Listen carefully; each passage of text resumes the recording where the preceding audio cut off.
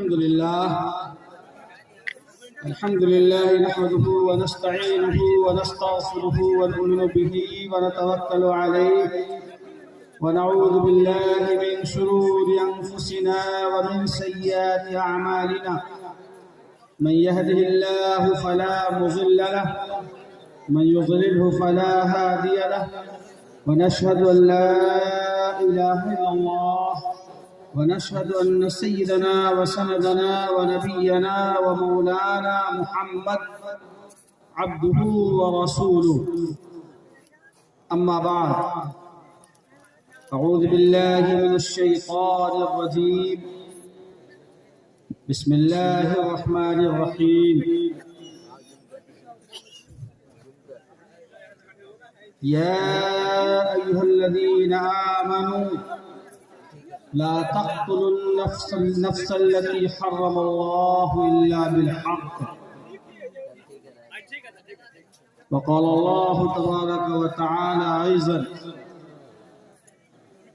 من قتل نفسا بغير نفس أو فساد في الأرض فكأنما قتل الناس جميعا ومن أحياها فكأنما أحيا الناس جميعا صدق الله العظيم وقال النبي صلى الله عليه وسلم خير الناس من ينفع الناس وقال النبي صلى الله عليه وسلم الخلق عيال الله وقال النبي صلى الله عليه وسلم الدين النصيحة أو كما قال النبي صلى الله عليه وسلم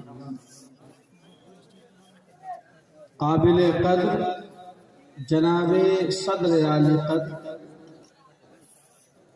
قابل احترام हजरात उलमाए किराम बुजुर्गान मुहतरम नौजवान साथियों और पर्दे में बैठने वाली हमारी माँओं और बहनों और हमारे सम्मानित सज्जनों, आप सब समाज सुधार के इस सम्मेलन में तशरीफ लाए और आपने आने का कष्ट किया है। हम इसके लिए आप सबके शुक्रगुजार हैं और बहादुरगंज के बहादुर नौजवानों की तरफ से आभार प्रकट करते हैं आपके समक्ष कि वाक़ईतन आप लोगों ने यकजहती का और भाईचारगी का और आपसी इत्तेहाद का गांव की सतह पर मोहब्बत की बेहतरीन मिसाल आज के इस इजलास में आपने पेश की है। हम इसके लिए एक बार फिर इस आबादी के तमाम लोगों का शुक्रिया अदा करते हैं और यहाँ के सद्भावना पर और यहाँ के अच्छे वातावरण पर हम आप सबको अपनी तरफ से शुभकामनाएं भी पेश करते हैं और बिहार उड़ीसा झारखंड के सम्मानित संस्था इमारत शरिया की तरफ से जो फुलवारी शरीफ में है, हम उसके अमीर की तरफ से और उसके तमाम जिम्मेदारों की तरफ से आपका आभार प्रकट करते हैं। शुक्रिया। आज के इस इजलास में जहां दूर दराज से हमारे उलमा, बुद्धिजीवी, कवि, नातखां, शायर तशरीफ रखते हैं और स्टेज पर आप देख रहे हैं कि विराजमान है, ऐसे मौके पर मैं दो तीन बातें आपके सामने रखूंगा और मैं ये कोशिश करूंगा कि आसान और सरल अंदाज में आपके सामने मैं बातों को रख सकूं और ऊपर वाले से दुआ है और प्रार्थना करें कि हम सबको अमल करने की तौफीक अता फरमाए। जनाब मौलाना एहसान साहब तशरीफ नहीं लाए थे, इन्होंने इस कमी को पूरी कर दी है। जज़ाकुमुल्लाह। पहली बात तो ये है कि हमारे मुक़द्दस कुरान में ऐसा है, हमारे जो रजाकार हजरात हैं, आप जरा अपना दिमाग बड़ा करम कम लगाएं ना, आपका काम हो चुका है, अब उसको नुकसान न पहुंचाए। आप मुतमईन रहें, सब लोग माशाअल्लाह स्वस्थ हैं, आप ही कर क्या है, छोड़िए, आप काम की बात कीजिए। कुरान करीम में जो हमारी धार्मिक ग्रंथ है और हमारा ये ईमान है कि हम अपनी जान दे सकते हैं, अपना प्राण दे सकते हैं, लेकिन हम अपने कुरान के उसूल को और कुरान में दिए गए अहकाम को और ऑर्डर को हम कभी छोड़ नहीं सकते। बेशक। और असल वो है जो कुरान ने, होली कुरान ने कहा। हमारे करनी को कुरान के मुताबिक होना चाहिए था। अगर करनी हमारा कथनी से मेल नहीं खाता और हमारा किरदार और हमारा कर्तव्य अगर प्रोफेट मोहम्मद सल्लल्लाहु अलैहि वसल्लम के कथनी के मुताबिक और करनी के मुताबिक नहीं उतरता है, कमी हम में है, कमी हमारे धर्म के उसूल में नहीं। हम ये चाहते हैं कि पूरी मानवता और सारी की सारी इंसानियत जो एक माँ और बाप की संतान,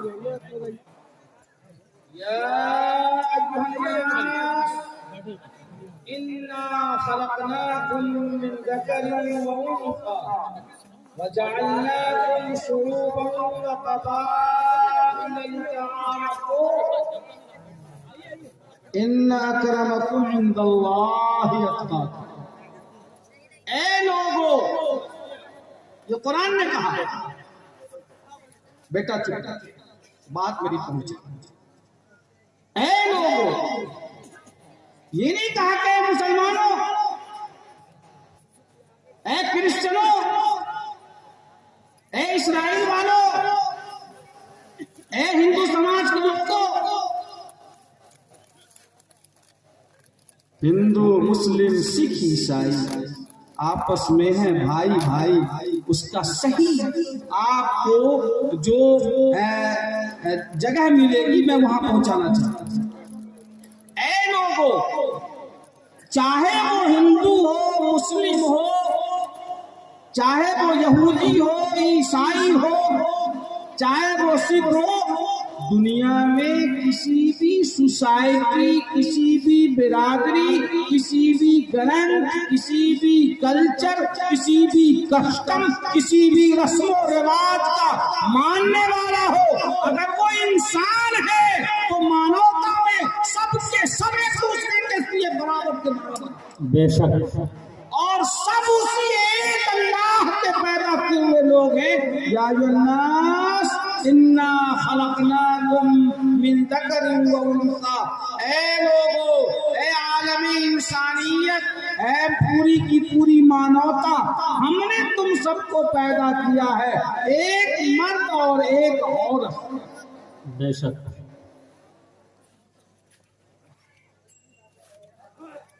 सवाल ये है कि और भी गम है दुनिया में मोहब्बत। क्या बात है, काम भी है और गम भी, और भी है भाई। अल्लाह एक है, वही परमात्मा है, वही ईश्वर है, वही ओम है, वही हरि है। कुल हुवल्लाहु अहद। ए प्रोफेट मोहम्मद सल्लल्लाहु अलैहि वसल्लम, इस्लाम के अंतिम अवतार प्रोफेट मोहम्मद सल्लल्लाहु अलैहि वसल्लम को ये कहा जा रहा है कि कहिए अल्लाह है। अल्लाहु समद, गॉड वो होगा जिसका न कोई वजीर होगा, न जिसका कोई मंत्री होगा, न जिसका कोई फला और फला होगा, इसकी जरूरत उसको नहीं है। जो मोहताज है वो खुदा नहीं हो सकता, जो खुदा है वो मोहताज नहीं हो सकता। बेशक जिसको जरूरत है, जिसको मदद की जरूरत है, वो खुदा नहीं हो सकता। ये इस्लाम का बिल्कुल सरल, एकदम सीधा, कोई गड़बड़ी कोई कची। अल्लाह समद, वो बेनियाज है, उसको जरूरत नहीं है। तुम ये ना समझो कि प्रधानमंत्री को फला फला फला फला मंत्री की जरूरत है, वैसे ही वो भी है। नहीं, अगर वैसे ही वो हो गया तो उसमें और इसमें फर्क क्या है, समझिए। ठीक है, ये बात अगर समझ गए तो सुभान अल्लाह, अच्छी बात है। नहीं समझे, कोशिश करो, जब समझ में आ जाए तो अच्छा है, लेकिन इसके लिए जोर जबरदस्ती नहीं हो। अपना मन समझिए, अक्ल लगाइए, दिमाग लगाइए, पढ़िए, अध्ययन कीजिए, स्टडी कीजिए, मुताला कीजिए, जानकारों से, बुद्धिजीवियों से जाइए। अगर मन में कोई शंका है, कोई बात है तो पूछिए, जब संतुष्ट हो जाए तब आगे काम कीजिए। इसलिए कुरान ने कहा, होली कुरान ने कहा, ला इकराह फिद्दीन, मजहब के मामले में, धर्म के मामले में कोई जोर जबरदस्ती ना है। बेशक गलत बात है, जबरदस्ती नहीं। ला इकराह फिद्दीन, और इस्लाम का ये उसूल है कि मुसलमानों की हुकूमत में अगर कोई कौम या कोई खानदान या कोई कबीला या कोई व्यक्ति अगर उसके दीन धर्म को नहीं अपनाता तो उस पर जोर जबरदस्ती करना हराम, और जबरदस्ती कलमा ला इलाहा इल्लल्लाह मुहम्मदुर रसूलुल्लाह पढ़ाना नाजायज। बेशक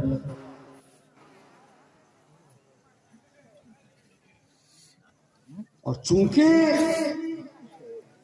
वो हमारी तरह मस्जिद में नहीं जा रहा है, इसलिए वो हमारा दुश्मन है। ये मन में लाना भी पाप है। हाँ, बात उसूल की है, ये मन में लाना भी पाप है। यही उसूल है और यही तरीका है और यही शरीयत का हुक्म है। तो आपकी हुकूमत, आपका वर्चस्व है, आपका शासन है, और वहाँ गरीब लोग हैं जो आपके धर्म में नहीं है, वो गैर मुस्लिम है, वो यहूदी हैं, वो क्रिश्चियन हैं, वो आग की पूजा करने वाले हैं, वो फला और फला समाज से हैं। तो क्या आपका कोई नौजवान उसके नौजवान के साथ ज्यादती करेगा? क्या उसका हाथ तोड़ देगा? क्या उसका सामान लूट लेगा? क्या उसका हत्या कर देगा? इस्लाम का ये उसूल है कि अगर मुसलमानों की हुकूमत में किसी गैर मजहब वाले शख्स जिसने उस मुल्क में रहने की ठान ली है और गवर्नमेंट ने उसका जिम्मा लिया है, अगर किसी ने उसको कत्ल किया तो बदले में भी उसको कत्ल किया। इसलिए कि हमने जान माल इज्जत और आबरू की हिफाजत का जिम्मा लिया है।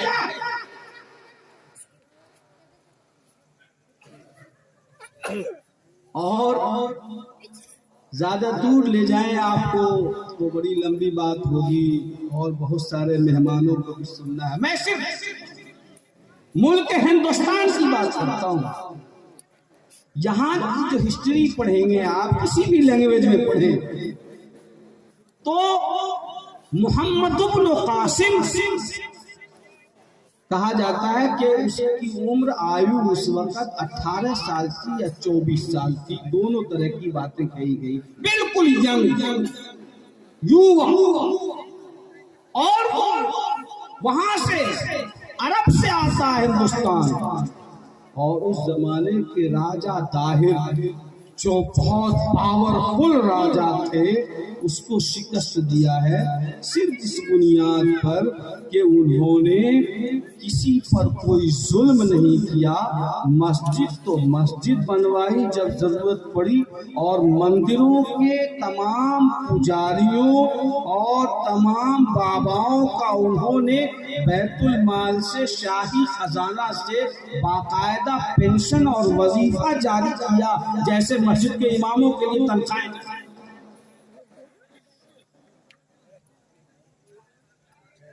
जी हाँ, आप पढ़िए इसको, देखिए। ला इकराह फिद्दीन, कोई जोर जबरदस्ती नहीं। धर्म कबूल करना न करना अपने च्वाइस की बात है, ये मजबूरी नहीं है। लेकिन उसके अलावा और भी काम है दुनिया में, मोहब्बत के सिवा, जो मैंने कहा है। इसके अलावा खाना पीना, रहना, शादी, दवा, इलाज, सुख दुख, एक दूसरे की हमदर्दी, एक दूसरे का हाथ खींचना, ऊपर पहुंचाना, इन तमाम कामों में इस्लामिक धर्म में कोई भेदभाव किसी धर्म को लेकर नहीं।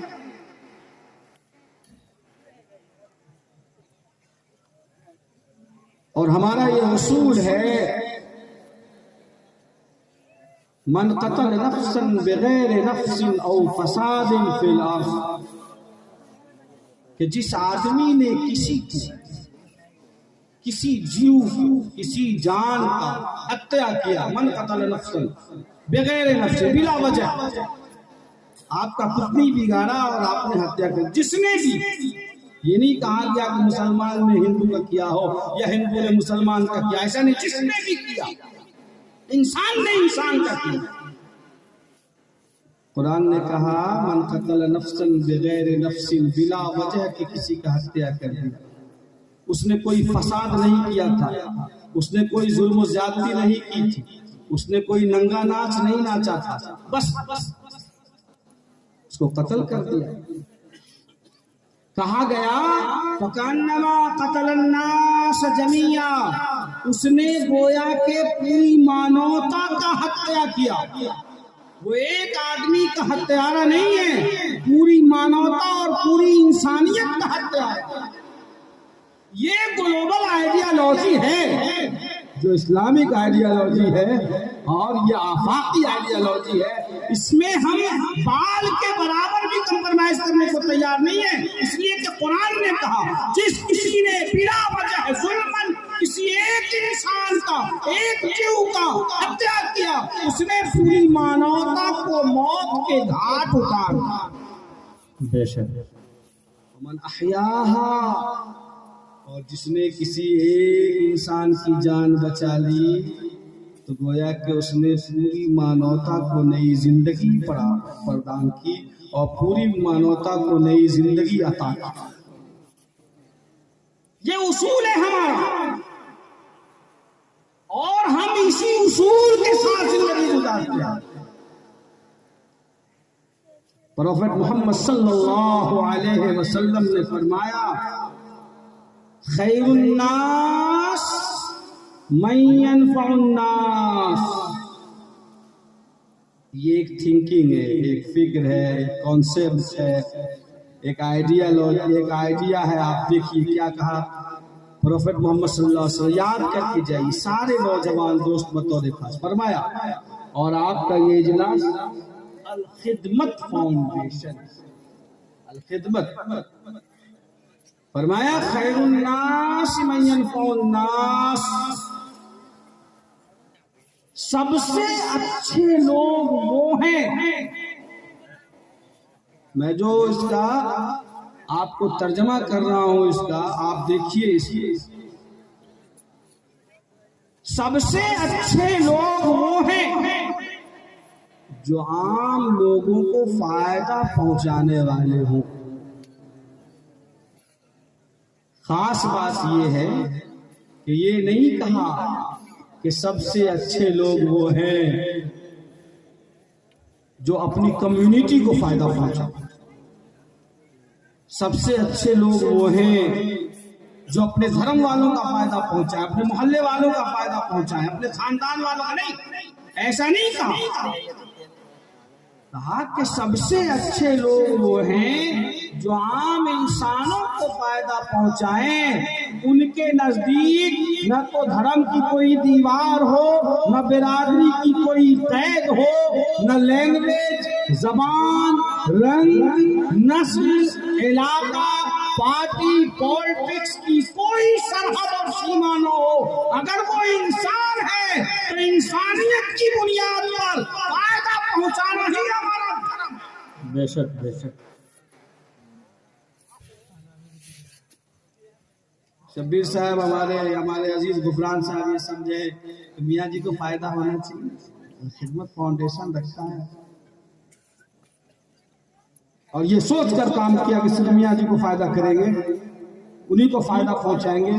उन्हीं के घर में बच्चा बीमार होगा तो हॉस्पिटल ले जाएंगे, और उनके घर में किसी का चूल्हा बंद होगा तो उसी को 5 किलो चावल पहुंचाएंगे।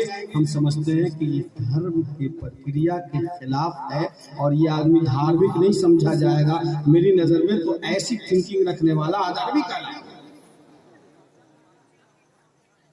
अच्छा, ये बात नहीं है कि ये बात मैं आपके स्टेज पर चापलूसी के लिए कह रहा हूं, मैं ये अपने मन से कह रहा हूं और ये सब लोग जानते हैं कि मैं ऐसे संस्था से जुड़ा हुआ हूं जिसकी बातों पर यकीन करना और मानना ये सब के सब लोग अपने दीन और धर्म का हिस्सा हैं। बेशक कहता हूं वही बात, समझता हूं जिसे मैं जहर हलाहल को कभी कह न सका। क्या बात।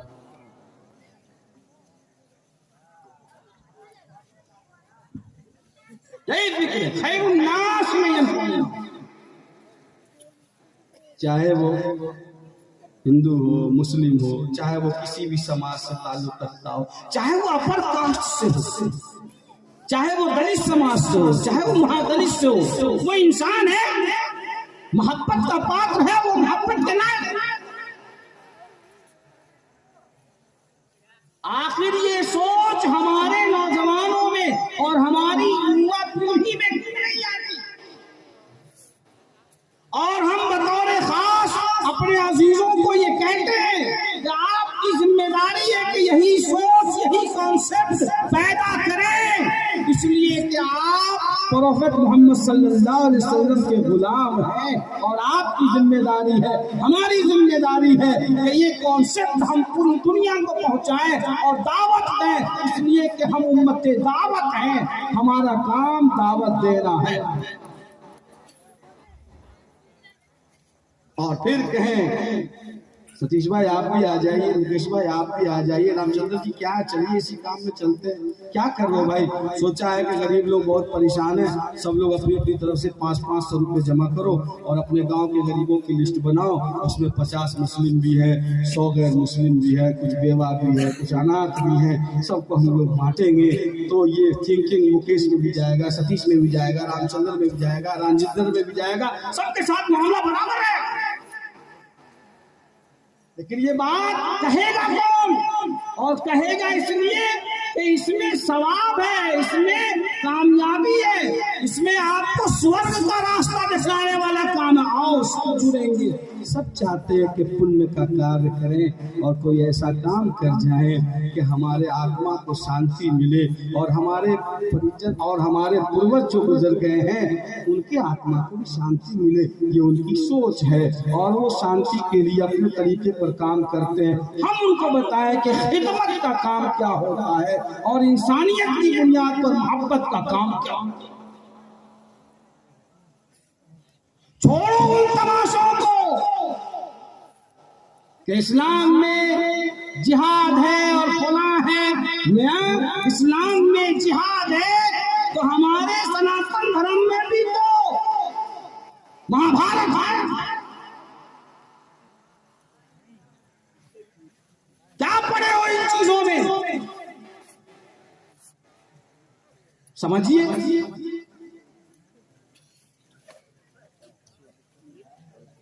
श्री राम जी ने जो एक सम्मानित और पवित्र बेटे की हैसियत से अपने बाप के मान सम्मान और आदर का पालन करने के लिए, उनके ऑर्डर का पालन करने के लिए वो क्या से क्या उन्होंने किया, जंगल में वनवास के लिए वो तैयार हो गए, लेकिन उन्होंने आखिर वो रास्ता सब इख्तियार किया जिसमें खून बहाना और बहाना पड़ा।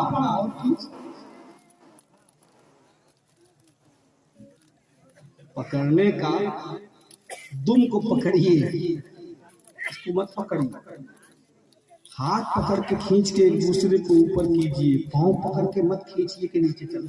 क्या कहने हैं, बहुत ये नहीं, ये वक्त महाभारत के जिक्र का है और न गज़वे बदर और गज़वे हुनैन के तज़किरे का है। ये वक्त कौम को और इंसानियत को, कौम के बिगड़े हुए नौजवान को इंसानियत की बुनियाद पर मोहब्बत के एक धागे में पिरोने का है। बेशक, जिनको कुर्सी चाहिए, जिनको हुकूमत चाहिए, जिनको ओहदा चाहिए, जिनको अपना मान और मर्यादा चाहिए, जो कौमों का खून बेचकर, इज्जत व आबरू बेचकर, गांव की झोपड़ियों को जलाकर, उसके राख का तिलक लगाकर मुल्क की बड़ी कुर्सियों पर बैठना चाहते हैं, हमारे नौजवानों से, बहादुरगंज के बहादुर लोगों से मैं प्रार्थना करूंगा, मैं हाथ जोड़कर विनती करूंगा आप सबसे, आप अपने गांव को ऐसा बनाइए कि कोई भी जालिम आदमी हमारे भाईचारा को टस से मस न कर सके। हमारा उनके लिए हमेशा चैलेंज रहेगा कि आओ देखो बहादुरगंज की बहादुरी को देखो कि हम बैक वक्त धार्मिक भी है और बैक वक्त एक दूसरे के लिए, मोहब्बत के लिए, एक दूसरे पर मर मिटने वाले फिदाई भी है। आओ देखो हमारे यहाँ जहाँ एक ही दस्तरखान पर राजेंद्र जी और हाजी साहब दोनों बैठ के खा रहे हैं और पंडित जी का बेटा और इमाम साहब का नाती दोनों एक दस्तरखान पे बैठ के खा रहा है। आओ हमारे गांव में देखो कि शब्बीर साहब के मकान से गिरने वाला पानी वो हमारे पासवान जी के आंगन से बह रहा है और पंडित जी के वो घर का पानी हमारे हाजी साहब के आंगन से नाला से गुजर रहा है। हमें कोई दिक्कत नहीं है। आज भी हमारा बच्चा जब गेंद खेलता है तो गेंद किसी के पूजा वाले रूम में चला जाता है तो हमारा बच्चा उस रूम से जाकर और उसी चाची से गेंद लेकर वापस आता है। और हमारे नमाज के मुसल्ले पर हमारे राजेंद्र भाई का बेटा आज भी आके बैठ जाता है और हम प्यार से उसे पोता कहकर, भतीजा कहकर अलग करते हैं। हमारे दरमियान तो कुछ नहीं है, तुम्हारा पजामा हो रहा है, जरा तुम गौर करो, तुम्हें हमारी इज्जत से, हमारी मोहब्बत से प्यार नहीं है, तुम्हें तो अपनी कुर्सी से। नारे तकबीर, हिंदू मुस्लिम एकता, हिंदू मुस्लिम एकता, मुफ्ती वसीम अहमद कासमी। मौजे बना इनको भी जरा, मौजे बना इनको भी जरा, दो चार थपेड़े धीरे से। कुछ लोग अभी तक साहिल से तूफा का नजारा करते हैं। क्या बात है, बहुत अच्छा। ये हमारी सोच है और हमारे ग्रंथों में और हमारे प्रोफेट मोहम्मद सल्लल्लाहु अलैहि वसल्लम ने इरशाद फरमाया, अल्लाह के रसूल सल्लल्लाहु अलैहि वसल्लम ने इरशाद फरमाया, अल खल्क इयालुल्लाह, पूरी मखलूक सब अल्लाह का खानदान है, अल्लाह का कुंबा। उसमें ये नहीं कहा गया कि सिर्फ मुसलमान है, सिर्फ फलां है, फलां। पूरी मखलूक, आपका पैदा करने वाला, मेरा पैदा करने वाला, आपका खालिक मेरा, आपका सृजनहार और मेरा सृजनहार सब एक है। वो है एक अल्लाह है जो एक है, तन्हा है, उसका कोई शरीक नहीं है, उसके जैसा कोई नहीं है, उसकी कोई मसील नहीं, कोई मिसाल नहीं, कोई नजीर नहीं, कोई वजीर नहीं, कुछ नहीं। वो अहद है, समद है, सबका पैदा करने वाला वही है, वही एक अल्लाह। फरमाते हैं अल खल्क, अल्लाह के रसूल फरमाते हैं अल खल्क इयालुल्लाह, मखलूक जो है सारी की सारी अल्लाह का कुंबा, सब एक खानदान है। इसलिए हम सबको एक खानदान पर